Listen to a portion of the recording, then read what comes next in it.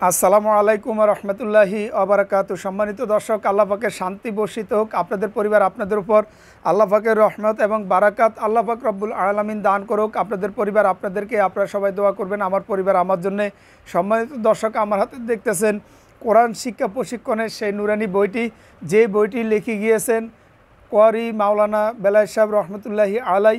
আমরা দোয়া করি আল্লাহ পাক রব্বুল আলামিন যেন হুজুরের মাকামকে জান্নাতুল ফিরদাউসের মধ্যে বলন্দ করেন। সম্মানিত দর্শক, এই কিতাবটি কিতাব আরবি শব্দ, কোরআনের শব্দ, কোরআনের ভাষায় আল্লাহ পাক বলেছেন কিতাব, বাংলাতে বলা হয় বই। সম্মানিত দর্শক, এই কিতাবের মধ্যে, এই বইটির মধ্যে কোরআন ও হাদিস থেকে কোরআনের আয়াত এবং কোরআনের বিভিন্ন সূরা, হাদিসের বিভিন্ন হাদিস এবং হাদিসের অর্থ নিয়ে এবং মাসলা মাসাইল নিয়ে, কোরআন শিক্ষার সুন্দর পদ্ধতি নিয়ে এই বইটি সংকলন করেছেন কোয়ারি মাওলানা বেলায়েত সাহেব। সম্মানিত দর্শক, এই বইটি পড়ে কিন্তু সর্বপ্রথম নুরানি নাজরা থেকে শুরু করে আলহামদুলিল্লাহ অ্যারাবিক প্রতিষ্ঠানের যেই পড়াশোনা, সেটা কিন্তু এই বই দিয়েই ম্যাক্সিমাম ওলামা ইকরাম শুরু করেছেন। হাফিজ সাহেবগণ, কোয়ারি সাহেবগণ শুরু করেছেন। এই বইকে অনেকেই চেনেন। সম্মানিত দর্শক, এই বই থেকে আমি আজকে তায়াম্মুমের যেই মাসালা রয়েছে, এই মাসালার আলোচনা করব। তায়াম্মুম আমরা অনেকেই জানি না তায়াম্মুম কী জিনিস, তায়াম্মুম কেন করতে হয়, এই বিষয়ে আমি অল্প সময় আলোচনা করব। সম্মানিত দর্শক, ভালো লাগলে আমার সালাম কালাম এবং আমার একটি কথাও যদি ভালো লাগে, অবশ্যই আমার চ্যানেলটি সাবস্ক্রাইব করে আমার চ্যানেলের সাথে থাকবেন। আমার চ্যানেলের মাধ্যমে দাওয়াতি কাজ, এলমি চর্চাকে আরও সুন্দর করার জন্য, আমার স্টুডিওকে আরও উন্নত করার জন্য আমার চ্যানেলটি অবশ্যই সাবস্ক্রাইব করে, লাইক শেয়ার করে আমার সাথে থাকবেন। কমেন্ট করে আমাকে জানাবেন আরও উন্নত কিভাবে করা যায়। সম্মানিত দর্শক, যারা এই চ্যানেলটি সাবস্ক্রাইব করেছেন আপনাদের জন্য আমি আল্লাহ পাকের কাছে দোয়া করি আল্লাহ পাক রব্বুল আলামিন আপনাদেরকে নেক হায়াত দান করুক। আর যারা এখনও এই চ্যানেলটি সাবস্ক্রাইব করেন নাই, আপনাদেরকে বলবো দয়া করে এই চ্যানেলটি সাবস্ক্রাইব করে দিনই দাওয়াতের কাজকে আরও উন্নত করার সুযোগ করে দিন। আসুন আমরা শুরু করতেছি। সম্মানিত দর্শক, তায়াম্মুম হচ্ছে অজুর পরিবর্তে যেই কাজটি করতে হয় পবিত্রতার জন্যে, সেই কাজটিকে বলে তায়াম্মুম।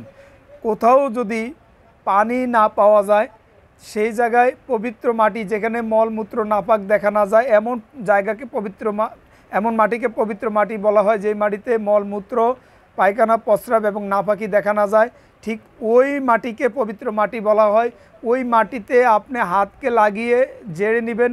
তারপরে হাতের যেই তালু আছে, এই তালু দিয়ে আপনি মুখকে মাসা করে নেবেন। সম্মানিত দর্শক, এক নাম্বার হচ্ছে নিয়ত করবেন যে আল্লাহ আমি পবিত্র হওয়ার জন্য নিয়ত করতেছি।